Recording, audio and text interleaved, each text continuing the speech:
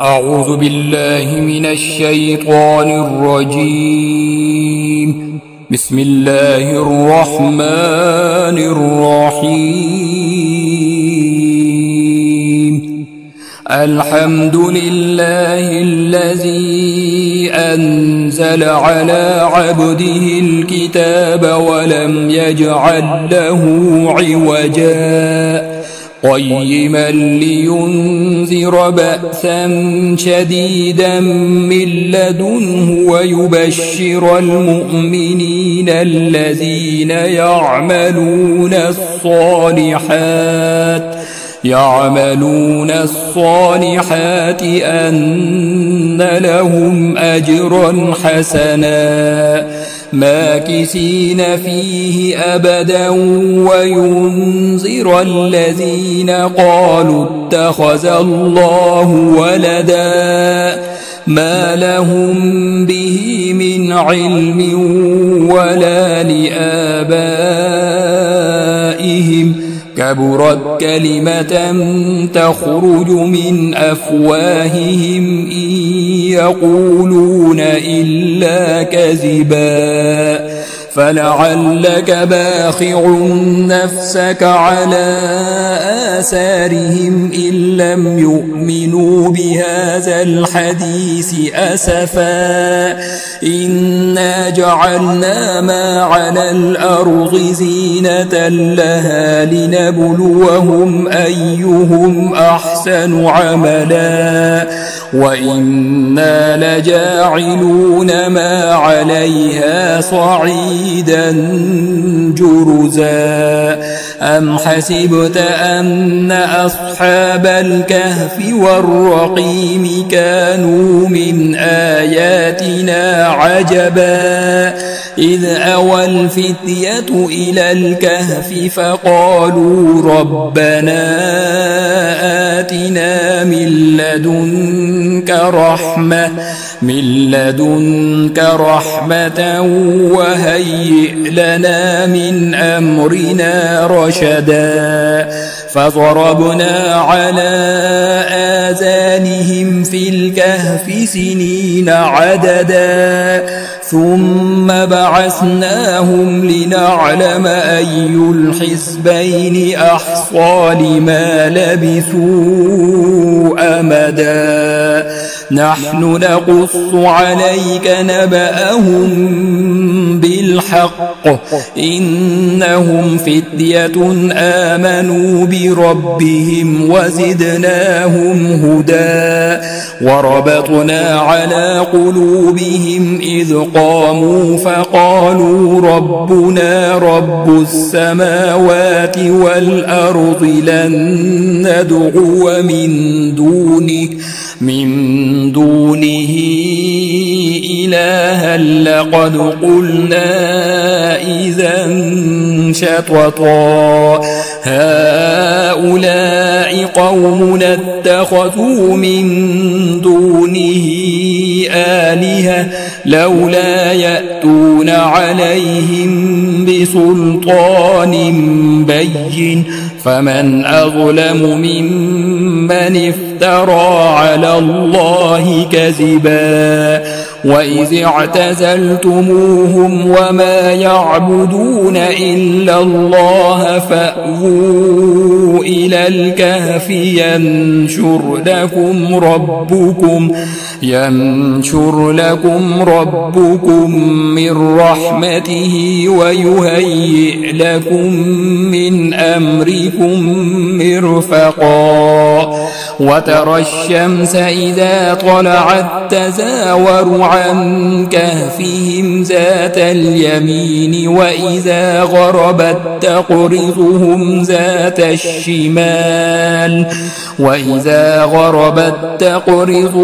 ذات الشمال وهم في فجوة منه ذلك من آيات الله من يهد الله فهو المهتد ومن يضلل فلن تجد له وليا مرشدا وتحسبهم أيقاظا وهم رقود ونقلبهم ذات اليمين وذات الشمال وكلبهم باسط ذراعيه بالوصيد لو اطلعت عليهم لوليت منهم فرارا ولملئت منهم رعبا وكذلك بعثناهم ليتساءلوا بينهم قال قائل منهم كم لبثتم قالوا لبثنا يوما أو بعض يوم قالوا ربكم أعلم بما لبثتم فابعثوا أحدكم بورقكم هذه إلى المدينة فلينظر أيها أزكى طعاما فليأتكم برزق منه وليتلطف ولا يشعرن بكم أحدا إنهم إن يظهروا عليكم يرجموكم أو يعيدوكم في ملتهم ولن تفلحوا إذا أبدا وكذلك أعسرنا عليهم ليعلموا أن وعد الله حق وأن الساعة لا ريب فيها إذ يتنازعون بينهم أمرهم فقالوا بنوا عليهم بنيانا ربهم أعلم بهم قال الذين غلبوا على أمرهم لنتخذن عليهم مسجدا سيقولون ثلاثة رابعهم كلبهم ويقولون خمسة سادسهم كلبهم رجما بالغيب ويقولون سبعة وثامنهم كلبهم قل ربي أعلم بعدتهم ما يعلمهم إلا قليل فلا تمار فيهم إلا مراء ظاهرا ولا تستفت فيهم منهم أحدا ولا تقولن لشيء إني فاعل ذلك غدا إلا أن يشاء الله واذكر ربك إذا نسيت وقل عسى أن يهديني ربي لأقرب من هذا رشدا ولبثوا في كهفهم 300 سنين وازدادوا 9 قل الله أعلم بما لبثوا له غيب السماوات والأرض أبصر به وأسمع ما لهم من دونه من ولي ولا يشرك في حكمه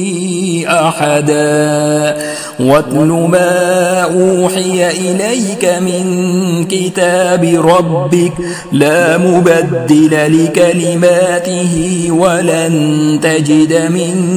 دونه ملتحدا واصبر نفسك مع الذين يدعون ربهم بالغداة والعشي يريدون وجهه ولا تعد عيناك عنهم تريد زينة الحياة الدنيا ولا تطع من أغفلنا قلبه عن عن ذكرنا واتبع هواه وكان أمره فرطا وقل الحق من ربكم فمن شاء فليؤمن ومن شاء فليكفر إنا أعتدنا للظالمين نارا أحاط بهم سرادقها وإن يستغيثوا يغاثوا بماء كالمهل يشوي الوجوه بئس الشراب وساءت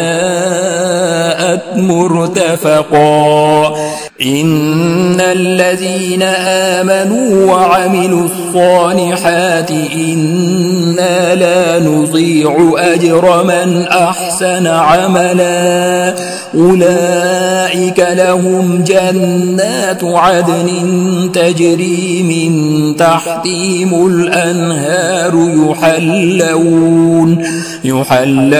فيها من أساور من ذهب ويلبسون ثيابا خضرا من سندس واستبرق متكئين فيها على الأرائك نعم الثواب وحسنت مرتفقا واضرب لهم مثل الرجلين جعلنا لأحدهما جنتين من أعناب وحففناهما بنخل وجعلنا بينهما زرعا كلتا الجنتين آتت أكلها ولم تظلم منه شيئا وفجرنا خلالهما نهرا وكان له ثمر فقال لصاحبه وهو يحاوره أنا أكثر منك مالا وأعز نفرا ودخل جنته وهو ظالم لنفسه قال ما أظن أن تبيد هذه أبدا وما أظن الساعة قائمة ولئن رددت إلى ربي لأجدن خيرا منها منقلبا قال له صاحبه وهو يحاوره أكفرت بالذي خلقك من تراب ثم من نطفة ثم سواك رجلا لكن هو الله ربي ولا أشرك بربي أحدا ولولا إذ دخلت جنتك قلت ما شاء الله لا قوة إلا بالله إن ترني أنا أقل منك مالا وولدا فعسى ربي أن يؤتيني خيرا من جنتك ويرسل عليها حسبانا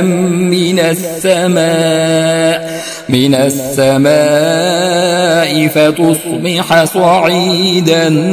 زلقا أو يصبح ماؤها غورا فلن تستطيع له طلبا وأحيط بثمره فأصبح يقلب كفيه على ما أنفق فيها وهي خاوية على عروشها ويقول يا ليتني لم أشرك بربي أحدا ولم تكن له فئة ينصرونه من دون الله وما كان منتصرا هنالك الولاية لله الحق هو خير ثوابا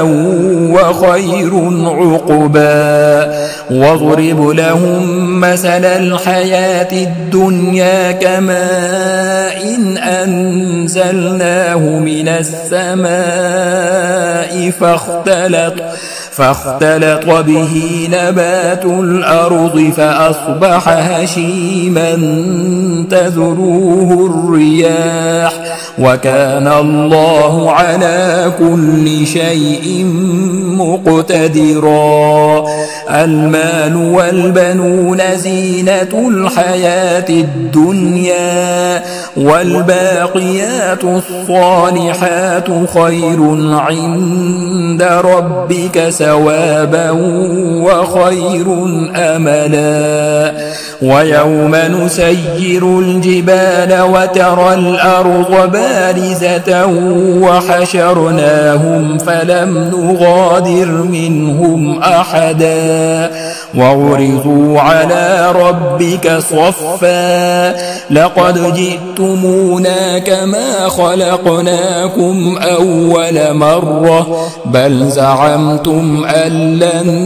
نجعل لكم موعدا ووضع الكتاب فترى المجرمين مشفقين مما فيه ويقولون يا ويلتنا ما لهذا الكتاب لا يغادر صغيرة ولا كبيرة إلا أحصاها ووجدوا ما عملوا حاضرا ولا يظلم ربك أحدا وإذ قلنا للملائكة اسجدوا لآدم فسجدوا إلا إبليس كان من الجن ففسق عن أمر ربه أفتتخذونه وذريته أولياء من دوني وهم لكم عدو بئس للظالمين بدلا ما أشهدتهم خلق السماوات والأرض ولا خلق أنفسهم وما كنت متخذ المضلين عضدا ويوم يقول نادوا شركائي الذين زعمتم فدعوهم فلم يستجيبوا لهم وجعلنا بينهم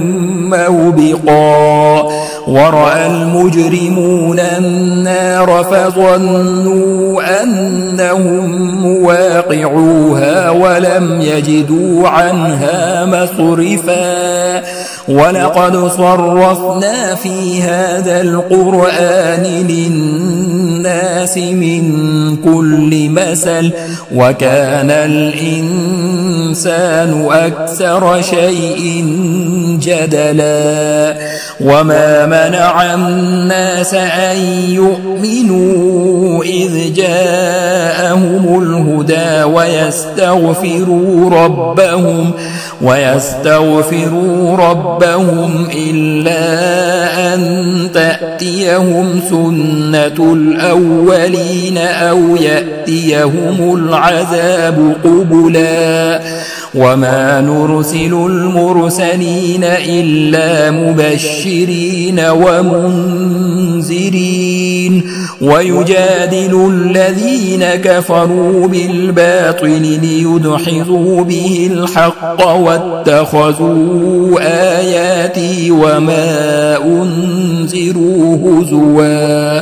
ومن أظلم ممن ذكر بآيات ربه فأعرض عنها ونسي ما قدمت يداه إنا جعلنا على قلوبهم أكنة أن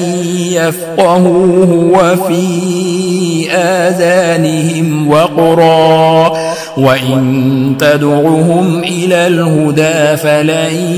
يهتدوا إذا أبدا وربك الغفور ذو الرحمة لو يؤاخذهم بما كسبوا لعجل لهم العذاب بل لهم موعد لن يجدوا من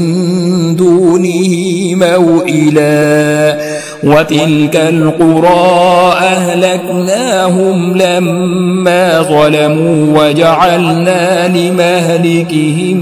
موعدا وإذ قال موسى لفتاه لا أبرح حتى أبلغ مجمع البحرين أو أمضي حقبا فلما بلغا مجمع بينهما نسيا حوتهما فاتخذ سبيله في البحر سربا فلما جاوزا قال لفتاه آتنا غداءنا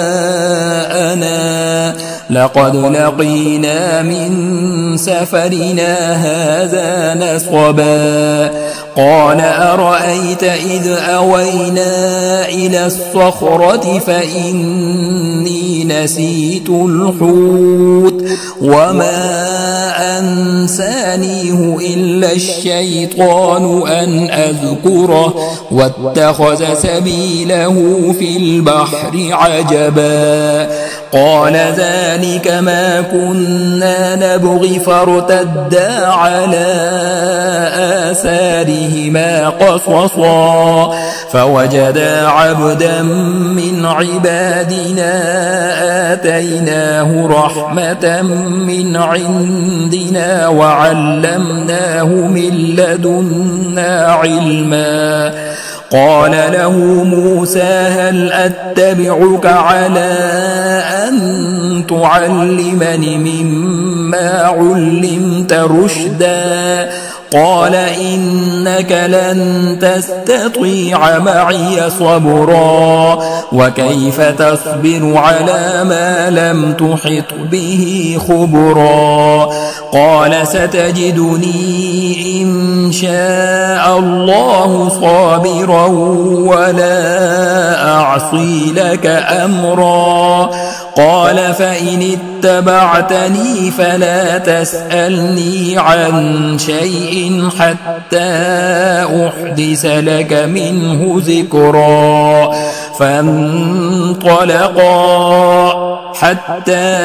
إذا ركبا في السفينة خرقها قال أخرقتها لتغرق أهلها لقد جئت شيئا إمرا قال ألم أقل إنك لن تستطيع معي صبرا قال لا تؤاخذني بما نسيت ولا ترهقني من أمري عسرا فانطلقا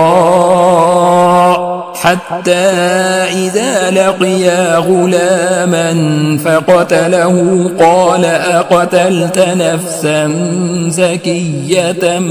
بغير نفس لقد جئت شيئا نكرا قال ألم أقل لك إنك لن تستطيع معي صبرا قال إن سألتك عن شيء بعدها فلا تصاحبني قد بلغت من لدني عذرا فانطلقا حتى إذا أتيا أهل قرية استطعما أهلها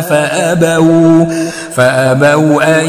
يضيفوهما فوجدا فيها جدارا يريد أن ينقض فأقامه قال لو شئت لاتخذت عليه أجرا قال هذا فراق بيني وبينك سأنبئك بتأويل ما لم تستطع عليه صبرا أما السفينة فكانت لمساكين يعملون في البحر فأردت أن أعيبها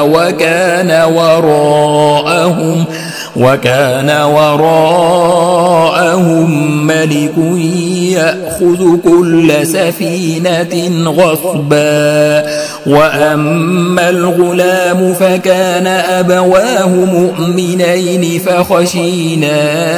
أن يرهقهما طغيانا وكفرا فأردنا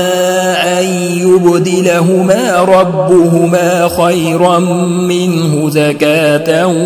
وأقرب رحما وأما الجدار فكان لغلامين يتيمين في المدينة وكان تحته كنز لهما وكان أبوهما صالحا فأراد ربك أن يبلغا أشدهما ويستخرجا كنزهما رحمة من ربك وما فعلته عن أمري ذلك تأويل ما لم تستطع عليه صبرا ويسألونك عن ذي القرنين قل سأتلو عليكم منه ذكرا إنا مكنا له في الأرض وآتيناه من كل شيء سببا فأتبع سببا حتى إذا بلغ مغرب الشمس وجدها تغرب في عين حمئة ووجد عندها قوما قلنا يا ذا القرنين إما أن تعذب وإما أن تتخذ فيهم حسنا قال أما من ظلم فسوف نعذبه ثم يرد إلى ربه فيعذبه عذابا نكرا وأما من آمن وعمل صالحا فله جزاء الحسنى وسنقول له من أمرنا يسرا ثم أتبع سببا حتى إذا بلغ مطلع الشمس وجدها تطلع على قوم لم نجعل لهم من دونها سترا كذلك وقد أحطنا بما لديه خبرا ثم أتبع سببا حتى إذا بلغ بين السدين وجد من دونهما قوما لا يكادون يفقهون قولا قالوا يا ذا القرنين إن يأجوج ومأجوج مفسدون في الأرض فهل نجعل لك خرجا على أن تجعل بيننا وبينهم سدا قال ما مكني فيه ربي خير فأعينوني بقوة أجعل بينكم وبينهم ردما آتوني زبر الحديد حتى إذا ساوى بين الصدفين قال انفخوا حتى إذا جعله نارا قال آتوني أفرغ عليه قطرا فما استطاعوا أن يظهروه وما استطاعوا له نقبا قال هذا رحمة من ربي فإذا جاء وعد ربي جعله دكا وكان وعد ربي حقا وتركنا بعضهم يومئذ يموج في بعض ونفخ في الصور فجمعناهم جمعا وعرضنا جهنم يومئذ للكافرين عرضا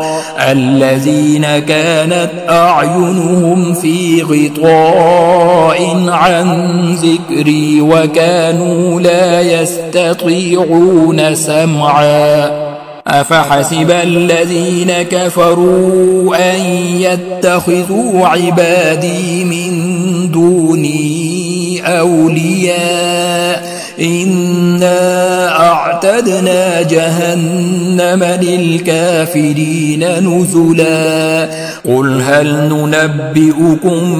بالأخسرين أعمالا الذين ضل سعيهم في الحياة الدنيا وهم يحسبون أنهم يحسنون صنعا أولئك الذين كفروا بآيات ربهم ولقائه فحبطت أعمالهم فلا نقيم لهم يوم القيامة وزنا ذلك جزاؤهم جهنم بما كفروا واتخذوا آياتي ورسلي هزوا إن الذين آمنوا وعملوا الصالحات كانت لهم جنات الفردوس نزلا خالدين فيها لا يبغون عنها حولا قل لو كان البحر مدادا لكلمات ربي لنفد البحر قبل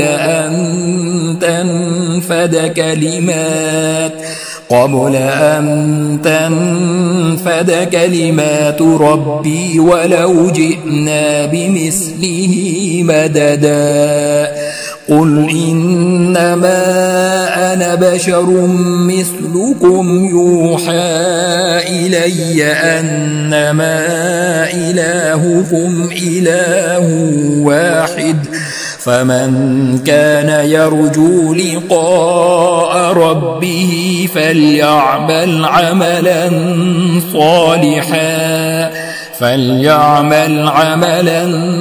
صالحا ولا يشرك بعبادة ربه أحدا.